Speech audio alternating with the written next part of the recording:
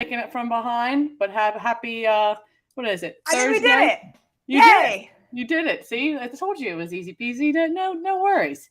Next thing you know, you'll be building a Macintosh. Do we still call them Macintoshes? I don't know. I just aged me quite a bit. It's not a problem. I feel like I've been aging myself quite a bit here recently. We were talking about the Budweiser commercial frogs the other day, and like top Walker's 5 like, Super Bowl commercials. He's ever. like, "How do you remember that? That was in like '97." And I was like, that's a great memory of mine. Just sitting there with those frogs talking about. If you asked me what year I thought it was, I would have guessed like 1993. Well, that would have been me as a 1-year-old, so I definitely wouldn't remember that. Don't remember much as a 1-year-old. But welcome in, guys. How are you feeling? Rico Bosco, special guest. He's whipping it in the kitchen. He's giving us some college basketball. He's got. He said he came with an exercise today, and Kelly and I are saying we don't want to run. We're not trying to do any push-ups, but we can use our brains. How are you doing, Rico? I don't know if I trust Rico with this elusive exercise. First of all, come on. When have I ever screwed you over? The magic horseshoe up my ass kind of wore off. I think I'm now 0-4 after a 15-2 run, 15-3 run. So not great. But yeah, last night was a stupid play because everything pointed towards Tennessee. But it was one of those. I'm not going to root for Tennessee. I hate Rick. I don't think Rick Barnes is that great. And I just thought everything with Bama, they were going to keep pulling it out. But you can't go undefeated in a power conference. And I'll give Tennessee credit. Like, their defense is stingy as hell. I don't trust Rick Barnes, really. But in the tournament, they're going to be stingy as hell in those 4-minute games. Cut them into 4-minute breaks. And, yeah, I mean, they went and won. So can't really knock that one. I was telling Rico last night, Kelly, that like Claire, my daughter, has an ear infection, and I was laying in bed with her last night watching that game on the score, and like obviously I'm just refreshing. I had my parlay. The other two legs, Iowa State and Texas A&M, just fucking hit with ease, of course. But I had Bama, and I moved the stool to +7.5, and on the score app it said, end. And I was covering the 7, and I'm like, yes, as I'm trying not to like wake my daughter up on my chest. And I look back, and I even tweet about it. Then I look back, and what do you know? Tennessee got fouled before there was no time left to be even shown on the score app. They go down, they hit their 2, and I'm out of the money. And that parlay was dead just like that. And so was my tweeting reputation because I looked like a fucking moron. But it's okay.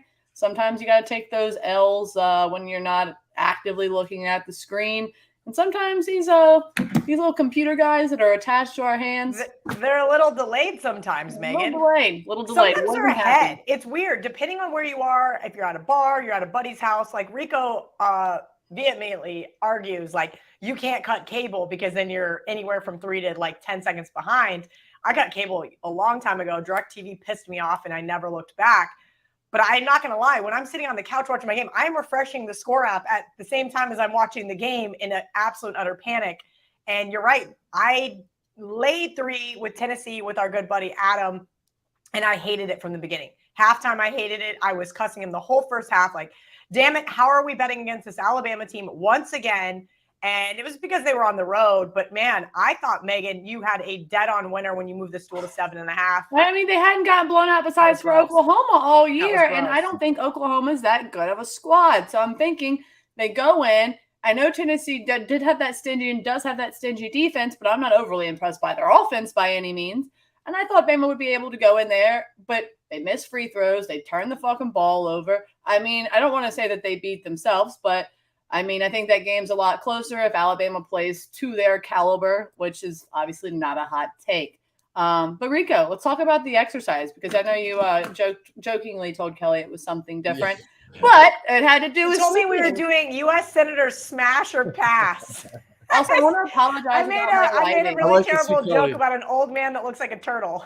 I like to see Kelly squirm a little bit. All right, so top 6 seeds, right? According to Bracket Matrix. Who do you trust the most?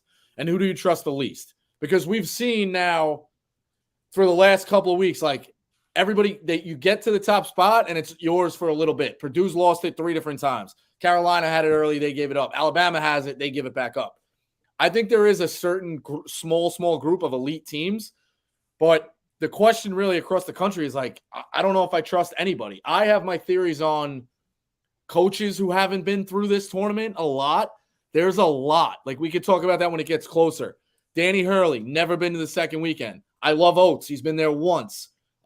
Texas is going to be a 2 seed. They have an interim coach who's 7 games above 500 and coached total of like 300 games.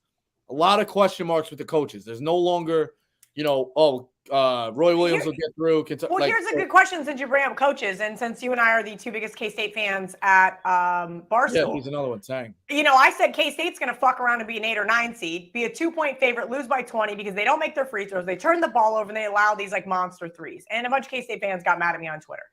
Oh, you're not a real fan. Well, no, I'm a realistic fan. So here's a good question. You have Jerome Tang, who's been to the Natty before, right? He coached under Scott Drew for 20 years. He's got plenty of tournament experience, but never as a head coach.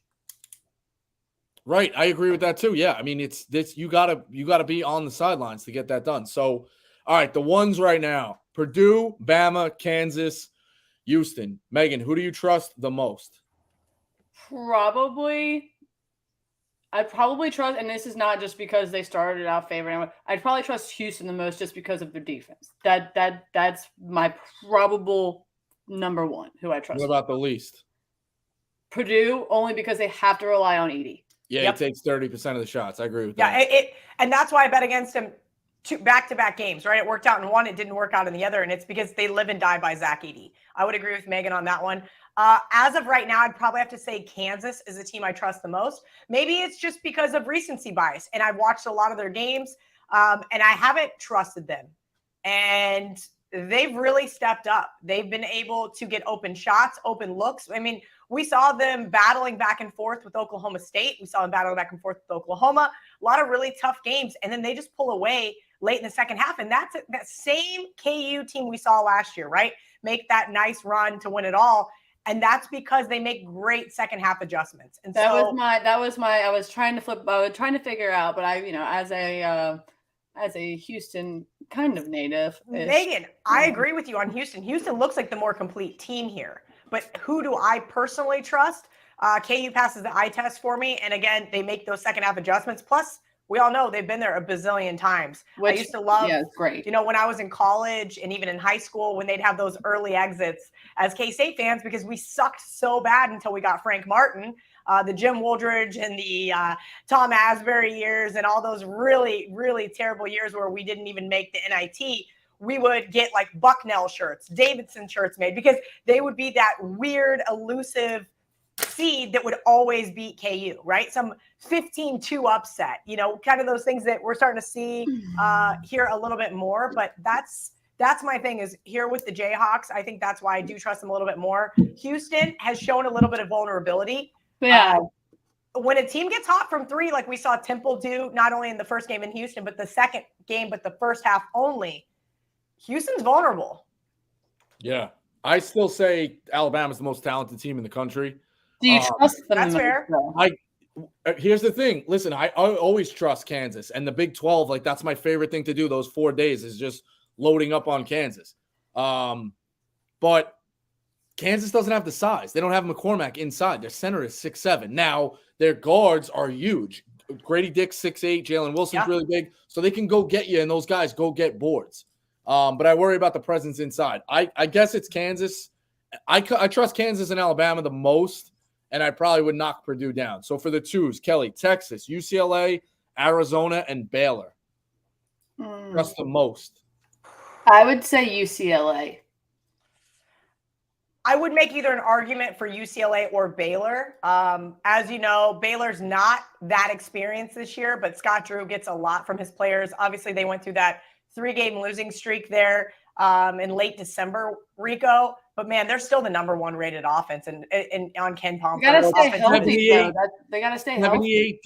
78 defense. That's not what Baylor is accustomed to. So I worry a little bit about that. Chamwa Chachua coming back is big. I think it's UCLA just because Mick Cronin is like a robot. I think, and that's why I said I would toss it up between UCLA and Baylor. If you had to ask, my problem is this is where we start to get into the intricacies of the conferences, right? Where if we look at football, right? If I ask anybody on the street SEC, Big 12.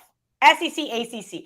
The answer is going to be SEC. And I feel like that maybe is a little bit of bias we're seeing this year with the Big 12 because top to bottom, we know that they're the best conference. It has been an absolute gauntlet. It is so hard to win on the road in that conference. And there I am with the Pac-12, right? It's Arizona, maybe a little bit of UCLA. But as I see it as of right now, it's Arizona's conference to lose. And so I'm not 100% sold that UCLA is maybe as good as advertised. That's all I'm going to say. It's not a knock on UCLA, but again, maybe it's an admittance of a little bit of bias for the Big 12 on my part. I just think I've watched more UCLA basketball this year than I have Arizona for whatever reason, and I've just been more impressed by their play style. They're just such a gritty team. Like, they take care of the ball, like take care of second chance opportunities. Like, I like them. I think they're one of those dependable. The dependable dance squad. Well, and you know what you're getting from them defensively, right, Megan? You do. And as Rico said, that is kind of the caveat with Baylor. And amongst, some of the key guys like Cryer, Flagler for injuries. I'm saying they have to stay healthy for Baylor to want to do anything. Without Cryer or Flagler, they are just, I don't want to say lackluster, but I mean, that's their offense. They almost are. They almost are very stagnant without those two. They're a different animal in the tournament, though. They've been very successful. They are. This is where it really starts to get hairy for me. And we're already at the threes. So these are the 9th to 12th best teams on the seed line. And there's a lot of question marks. Virginia, Tennessee, Kansas State, Xavier. Who do you trust the most? Xavier. Yeah, but they're 90th defensive efficiency. They're getting a little bit better. But Sean Miller, we talked about guys not having experience.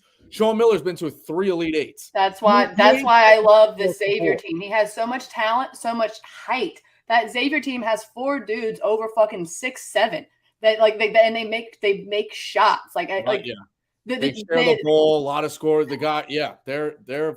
I can tell you who I don't trust. Who's that? K-State. Oh. Yeah, I agree with you, Kevin. I don't think they're going to end up being a 3 seed either, Rico. I'll be really honest with you. This team, I don't know what the right term is, right? From a basketball standpoint. They don't protect the basketball. They turn the ball over entirely too much. I will say this. They're one of the most experienced teams in college basketball. I like that. But they're also one of the shortest, and that concerns me as well. When you get some bigs, I would be terrified to see how K-State would match up with a team like Purdue, like Houston. And that's because if they get bullied down low and they're not hitting threes like we saw versus Oklahoma, see you later. And that's my big concern. Go ahead, Megan. No, so I don't want to hate on them, but I kind of trust Tennessee the least. I just did the SEC to me, and I mean, as an SEC biased girl, has just been so cannibalistic, so hard to read.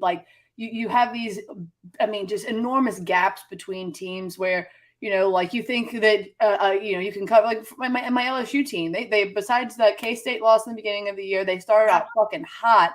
They have just absolutely lost every bit of gel that they've had. Meanwhile, Mississippi State's picking it up. The SEC conference to me is just so wishy-washy that I don't know, in Tennessee's conference play, how impressed I am, essentially. That Bama game is fantastic, but again, it's Bama on the fucking road, and Bama needs their threes at home. Rico, here's a question for you in regards to Virginia, because I can never figure out this Virginia team. I don't like Virginia this year at all. Ever. Tony Bennett has got my mind in a pretzel. We know they play slow. They are methodical. They do a few things really well, right? But they don't get boards. They don't block shots. They give up a ton of free throws, but they are so experienced. They have so much continuity, which are things I'm looking for in terms of teams. But if you look at the teams that they played to start the season, nothing really impressive outside of maybe that early Baylor win back in November when Baylor was not playing well. They lost to Houston back in December, and they've got 3 losses in conference: Miami, Pittsburgh, and Virginia Tech. And looking at those teams, it's because, and I'm not saying those teams are fast, but they are much faster than Virginia. Do you think that that's Virginia's Achilles heel? Okay, so this is the same gap I would put with Tennessee, right? And I've said it a million times. Virginia will make that game ugly. And you kind of saw it last night with Tennessee, right? So Tennessee, I would say, outplayed Bama. It was one-sided officiated, but Bama couldn't get it going, a lot of turnovers. at the 4-minute mark, wasn't it only like a 6-point game? Bama Yeah. down 6, right? Let's say. Something So like that. They held Bama to, let's say, I know Bama finished with 59. Let's say they held them to 51. Okay, the same with Virginia. So over 36 minutes, I hold you to 51, 52 points.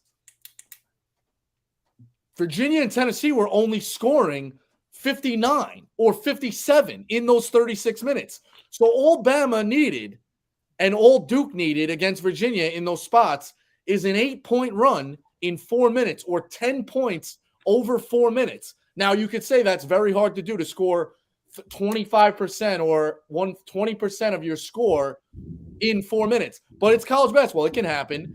And you lose 62 to 59. So, like, as great as they are defensively, when you don't score and you shut that scoring down to such a small point, that team might only need 60 to beat you. And they can go get 10 real quick. That's what worries me about Tennessee and Virginia. I think Tennessee, whoever the fuck they play in the first round, they're going to squish. That team is going to have 7 points in the first half. No joke. Like 7. Maybe we should be looking at Tennessee unders over the next couple of weeks then. They're going to squish them. But again, when you play like an athletic team, you know, who can get shots up and turns it and dictates the pace, that's where I worry about Tennessee and Virginia. Comment section, Kate Brown says that we need Rico back on Pick Central. I disagree. I like Rico here. That being said, I like being able to want to drop the comments on here. Rico, what do we got for 4 seeds? All right, so we'll move through the 4s, 5s, and 6s. Marquette, Gonzaga, UConn, and Iowa State. Iowa State, 74th offensive efficiency. Gonzaga, 93rd defensive efficiency. With all that said, I still kind of trust Gonzaga. See, I'm between. Like, Marquette's a sexy, like Fran gave him out at 41, but that Big East is top heavy. You're playing 5 tough teams. I don't know. Gonzaga to me still, like, I still think Gonzaga. I would agree with Gonzaga, even though I bet against him tonight, and we'll get into that to end the show. Gonzaga has a lot of really things that I like, right? They play a lot of minutes together, which is huge. They're one of the biggest teams in college basketball, and they're one of the more experienced ones. And so that's what I'm kind of looking for in terms of March Madness bets, right? Who can actually win week in and week out? Who's got the grit? Who's got the toughness? And also, how do the analytics match up with who they're going to play? I definitely have some concerns about this team. And it's the same concerns we have every year about Gonzaga. They play in the West Coast Conference.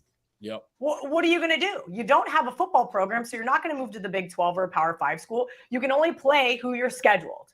But it's still, I think it's kind of a handicap for them going into the tournament, and it always concerns me.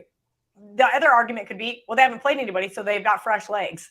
They haven't really been tested. But I think this year's been kind of an anomaly. They have been tested. They lost to Texas, Purdue, Baylor, all pretty expected. Fairly, outside of Baylor, they were fairly beat up on early. And then they lost to Loyola Marymount. So tonight's a revenge spot for them on the road. And then they lost at St. Mary's. I'm going to go ahead and say I like Iowa State and Marquette, probably the two that I trust the most, just because those are the two that I've seen the most play with my eyes.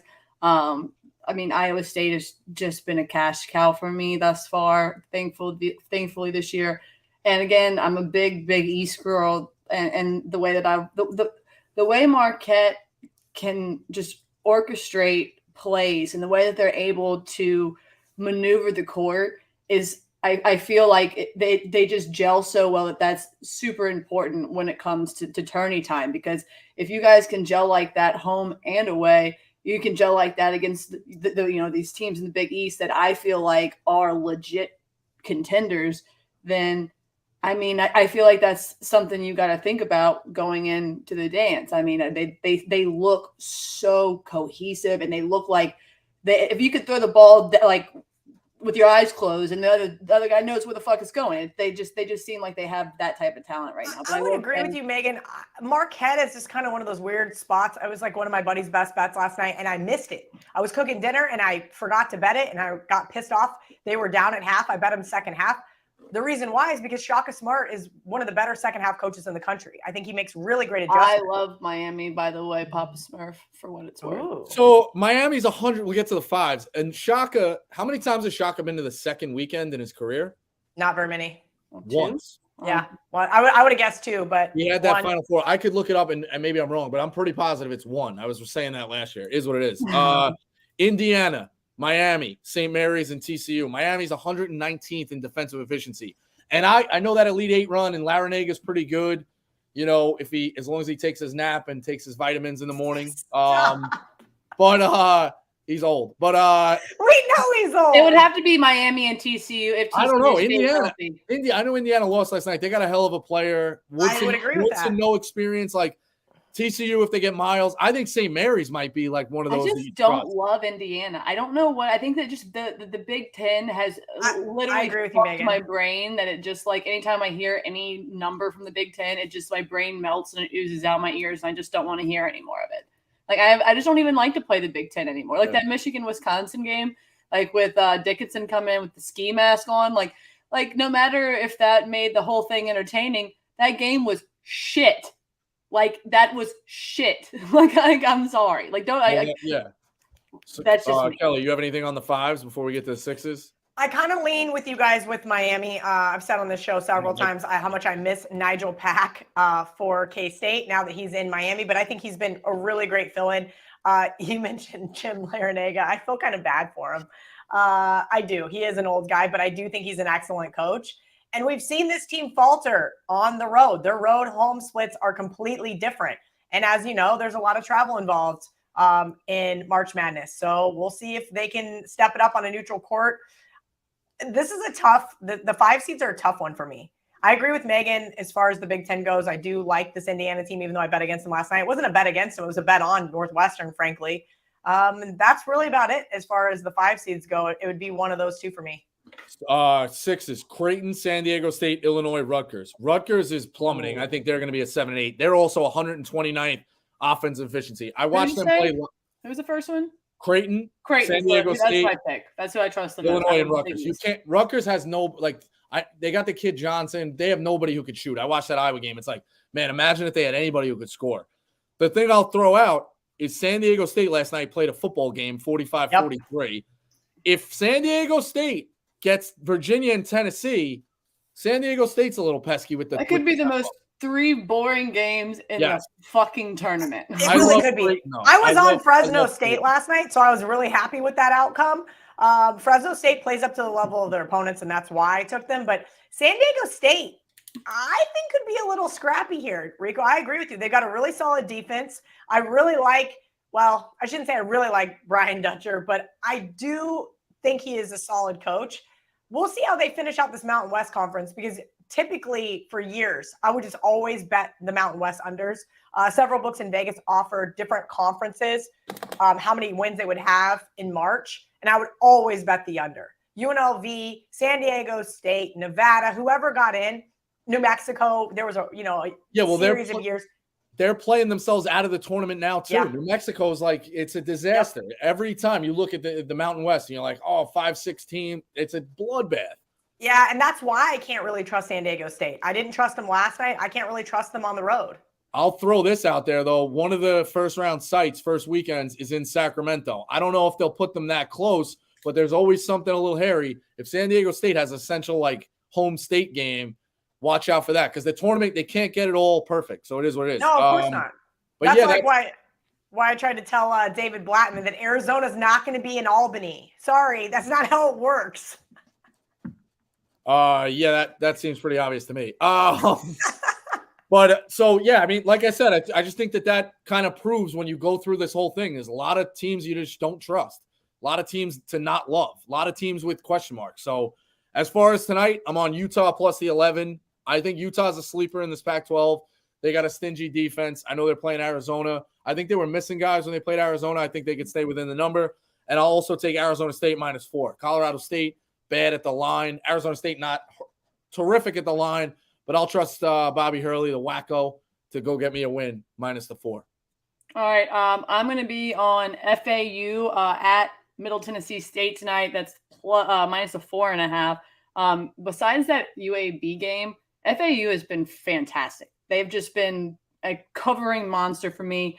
They beat MTSU the first time by nearly 20 points. Usually this is they're now back at home, revenge spot. but this FAU team is just so much leaps and bounds better than Middle Tennessee State.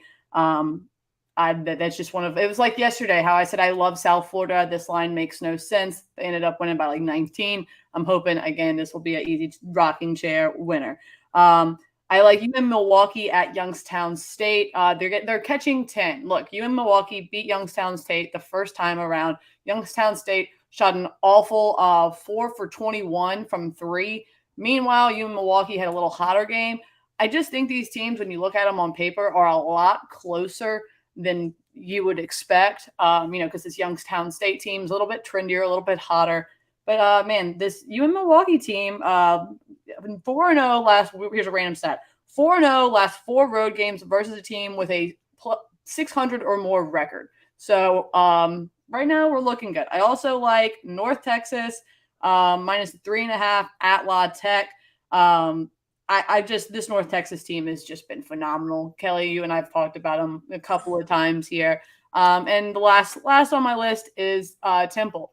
So Wichita State is at Temple. We all know that this Temple team can be pretty good. Who have they beaten? We talked about a 1 seed, the Houston Cougars. I feel like people kind of forget that sometimes. I know it's one of those outliers, like crazy Temple things, but Temple's been a pretty good squad. And Wichita State, I think they're lost to almost every single conference opponent. So I'm just going to roll with Temple here again. Those are my picks for the night.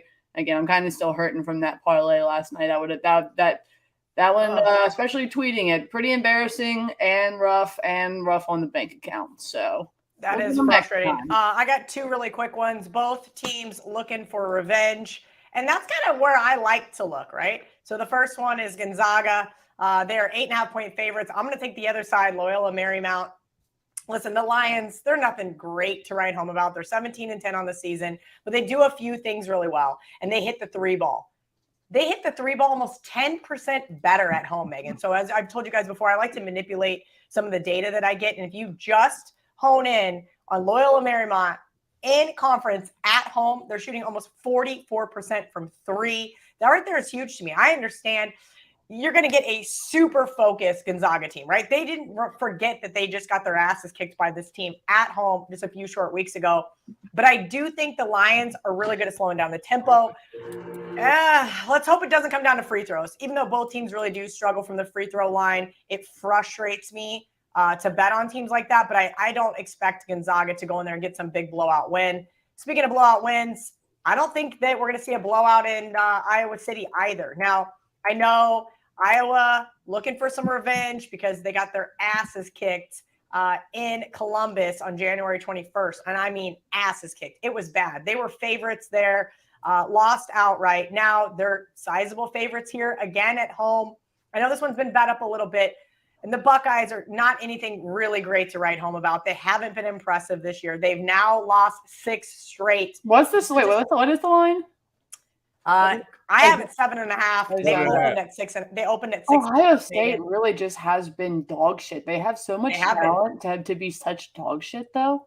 Yep, and like, you know me. Sometimes if you sift through the shit, you get a little stinky. But guess what? It's their only win since the turn of the calendar. January 1st they beat Northwestern. Since then they beat Iowa. That Northwestern team is super dominant too. Huh? They beat Iowa on the 21st, and that's it. They've lost 1, 2, 3, 4, 5 in a row. Trust me. 6 in a row. Oh my! The revenge is built into the line here, Megan. I made this game 4.5. I'm going, what are we doing here? What am I missing? Who's out? Again, these are just kind of little situational spots where I like to fade, if you will, the narrative that is, oh, this team's looking for revenge. Well, tell me how you quantify it, because nobody for the last decade and a half that I've been doing this has ever been able to tell me that revenge is worth 4 points. Revenge is worth 2 points. It's difficult here. So I do think that Ohio State is an absolutely ugly pick, but I don't think Iowa is maybe as good as we think they are. Don't get me wrong. We know that they have that offense.